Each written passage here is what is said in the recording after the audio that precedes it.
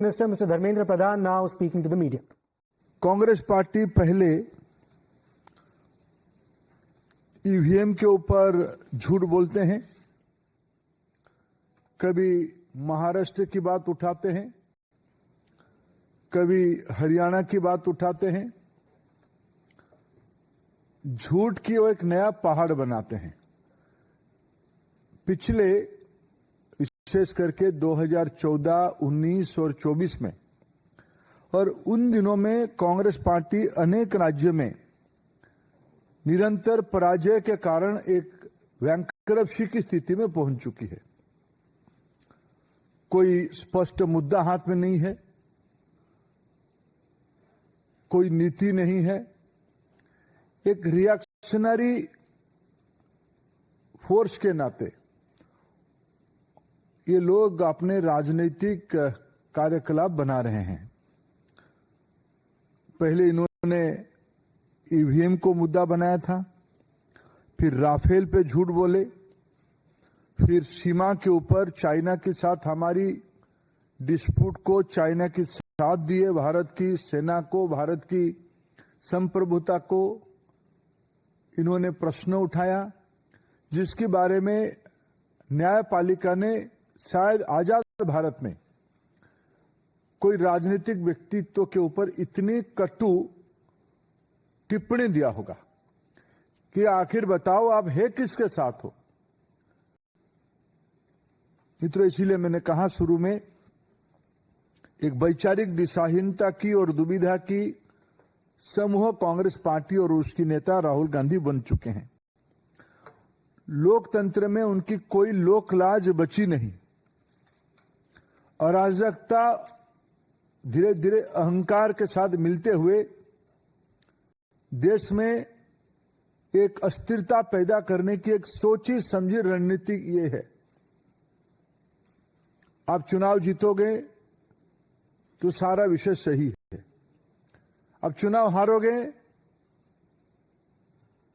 ये सारा विषय की अव्यवस्था आपको ध्यान में आती है। मैं पिछले 2-3 दिनों में जो वाद विवाद हुए, विशेष करके मैं भारत की मीडिया को धन्यवाद देता हूं।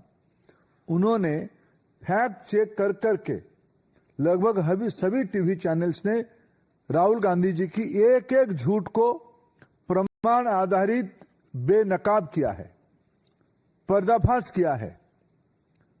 जिनको टेक्नोलॉजी के बारे में, जिनको चुनाव आयोग की प्रक्रिया के बारे में, जिनको देश के बारे में सामान्यतम ज्ञान नहीं है, कांग्रेस पार्टी की और विरोधी की वोट बैंक की राजनीति ही सिर्फ राजनीति बची है।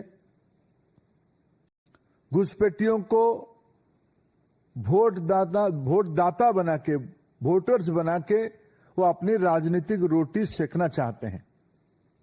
चुनाव आयोग ने एक संवैधानिक व्यवस्था, निष्पक्ष व्यवस्था के नाते जब इनको सही बात बताती है तब चुनाव आयोग को भी ध्वस्त करने के लिए कहते हैं हम आटम बम गिराएंगे, चुनाव आयोग बिखर जाएगा। ये भाषा हमारी प्रतिद्वंदी देश कहते हैं। बड़े बड़े शक्ति जो भारत में भारत की प्रजातंत्र को विखारना चाहते हैं, उन्हीं की यह भाषा है जो आज नेता प्रतिपक्ष की भाषा बनी है। मित्रों, मैं आपके माध्यम से देश के सामने इस विषय को फिर दोहराना चाहूंगा। आपको मुद्दा पे अटकनी चाहिए, मुद्दा आधारित राजनीति करनी चाहिए।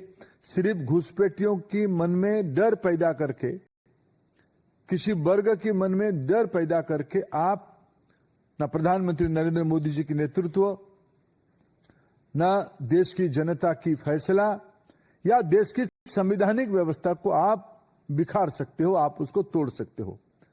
कांग्रेस पार्टी को फिर मैं अपील करता हूं, समूचे विरोधी को मैं अपील करता हूं, आपको संसद में जो विषय उठाना है वो आप उठाइए। आपने ऑपरेशन सिंदूर के बारे में चर्चा के पहले बहुत हवा खड़ा किए थे। संसद में जब चर्चा हुई आपके पास मुद्दा ही नहीं था, आपको देश ने देखा।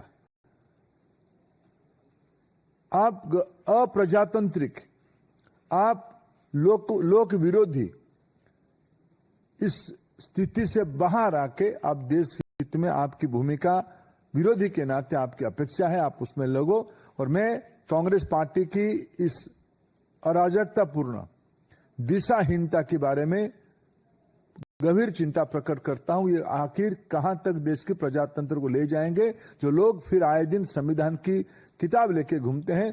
क्या भारत की संवैधानिक संस्थाओं को तोड़ने के लिए उन्होंने मन बनाया? मैं उसको कठोर से कठोर शब्दों में निंदा करता हूं।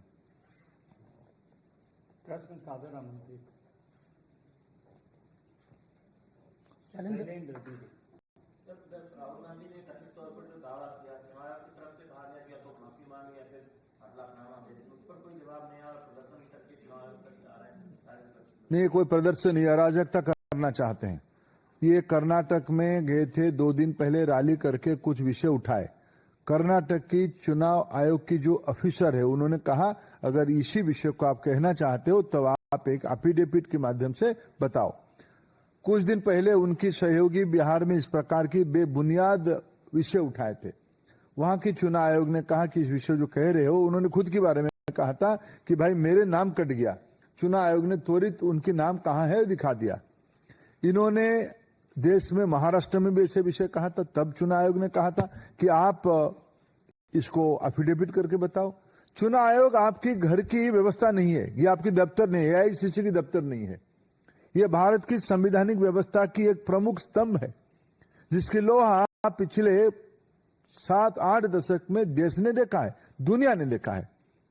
आप जो आरोप करते हो, आपको संविधान में रत्ती भर विश्वास होता तब आप एफिडेविट देते, चुनाव आयोग के सामने अपनी बात रखते। आप गाली गुलज करके, अराजकता पैदा करके देश में एक अशांति की माहौल बनाने का प्रयास कर रहे हो। सांसदों के प्रतिनिधि मंडल से मिलने की बात जो है वो चुनाव आयोग ने कहा है। इस पर विपक्षी सांसदों का कहना है कि क्या चुनाव आयोग के पास जगह कम है या उनकी मंशा नहीं है कि वो अधिक से अधिक सांसदों के साथ मुलाकात करें। मैंने कहा कि देखिए, प्रजातंत्र में एक प्रतिनिधि होता है। हमारे देश में 140 करोड़ जनता है। आखिर लोग विधानसभाओं में चुनते हैं। विधानसभा तो उस राज्य की जनता की नहीं बनती है, प्रतिनिधियों की बनती है, चुनाव से बनती है। लोकसभा में आज हम सदस्य हैं, राज्यसभा हम सदस्य हैं। लोकसभा राज्यसभा में तर्क करना, वितर्क करना, विषय उठाना उसकी एक प्रक्रिया है। चुनाव आयोग भारत की एक संवैधानिक व्यवस्था, उसको कोई भी मिल सकता, कोई मिलते हैं, सामान्य वोटर भी मिलके जाते हैं। आजकल टेक्नोलॉजी के जमाने में चुनाव आयोग के सामने उनकी पोर्टल में कुछ विषय रखो तो तुरंत उसकी उत्तर भी आती है, वोटर्स के संबंध में और कोई जानकारी के संबंध में।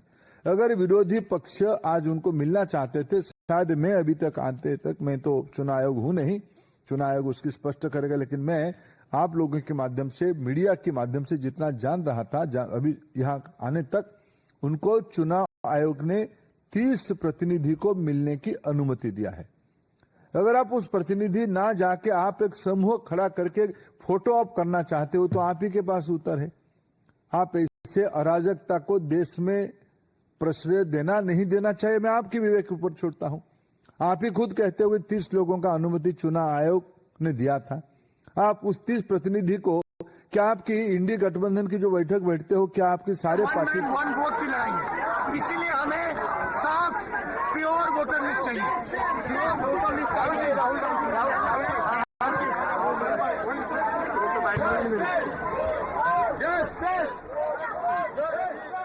ऐसे मैंने अखबारों, टीवी के माध्यम से जानकारी लिया अभी अभी। इनके मन में मुद्दा नहीं है, उनके पास में मुद्दा है ही नहीं। मुद्दा होता तो बेंगलुरु में वो सभा करने के बाद जाके एफिडेविट दे के आते, महाराष्ट्र में एफिडेविट देते। कोई मुद्दा ही नहीं है, थूको और भाग जाओ, स्पाइट एंड रन। ये जो उनकी एक अराजकतापूर्ण थ्योरी है, ये बहुत प्रजातंत्र के लिए बहुत ही चिंताजनक और बहुत घातक मानसिकता का है।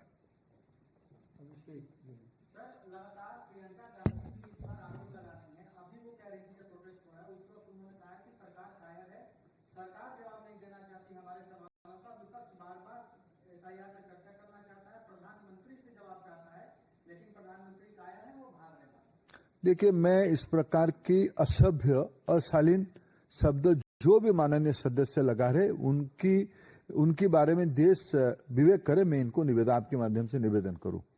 देश की इनकी क्या है, कांग्रेस पार्टी के मन में एक पीड़ा है कि हमारे खानदान के बाहर कैसे सत्ता चली गई? पंडित नेहरू जी के समय से लेकर श्रीमती स्वर्गीय इंदिरा गांधी, बाद में स्वर्गीय राजीव गांधी, बाद में रिमोट से मां बेटे और अभी बहन उनसे जुड़ी है। जो आरोपी है, जिनके परिवार में भारत की संसाधनों को लूटने के लिए एजेंसियों की कड़ी शिकंजा पहुंच चुका है, ये लोग जो बरगलाते हैं तो असभ्यता, अपशब्द और अभद्रामिते उतरते हैं। मैं उनको क्षमा देना चाहता हूं कि लोग निर्बोध लोग हैं। जो व्यक्ति चोरी करे और सीनाजोरी करे, इस प्रकार की, जब मैं समझ सकता हूं, जब उनकी परिवार के लोग, आत्मीय लोग भारत की संसाधनों को लूटने की मामले में जेल की सलाखों तक पहुंचेंगे, कोई बेल में है, कोई जेल की जाने के इंतजार में है। इस प्रकार की बौखलाहट अपेक्षाएं, आखिर संसद में कोई भी विषय पर हम आलोचना कर ले के लिए हमारी असहमति नहीं है, लेकिन जहां चर्चा जो विषय हो सकता है वही होगा। क्या हम सुप्रीम कोर्ट की कार्य पद्धति के बारे में हम चर्चा करते हैं? चुनाव आयोग की सुधार के बारे में कोई चर्चा करना चाहे तो चर्चा हो, लेकिन चुनाव कैसे हो रहा है, जो नियमित काम है। फिर मैं कह रहा हूं, मैं सामाजिक विषयों की विद्यार्थी हूं, राजनीति शास्त्र की विद्यार्थी हूं। पिछले 40 साल से भारत की चुनाव में मैं कार्यकर्ता के रूप में काम कर रहा हूं। मतदाता सूची में नाम जुड़वाना और कटना आजादी के उपरांत की प्रक्रिया है, चुनाव आयोग बनने के बाद ही प्रक्रिया है। मैं 40 साल से एक बूथ स्तर के कार्यकर्ता के नाते कई बार नाम जुड़वाया हूं, कई बार जो गलत नाम जुड़ जाता है कहीं से, मैंने कटवाने का अर्जी दिया हूं। आज भी चुनाव आयोग ने यह स्पष्ट रूप में कहा है कि जहां जहां एसआईआर हो रहा है, जो सही व्यक्ति कट गया है वो आए, हम उनको जोड़ने की अपील की व्यवस्था है। मैं राहुल गांधी जी को चुनौती देता हूं, समूचा विपक्ष को चुनौती देता हूं। अभी एसआईआर बिहार में चल रहा है, अगर वो इतना राजनीतिक सक्रिय कार्यकर्ता है, उनके पास उनकी पार्टी की बीएलए है, उनकी पार्टी की संगठन अगर है तो है, नहीं है किराए पे लिए तो अलग बात है।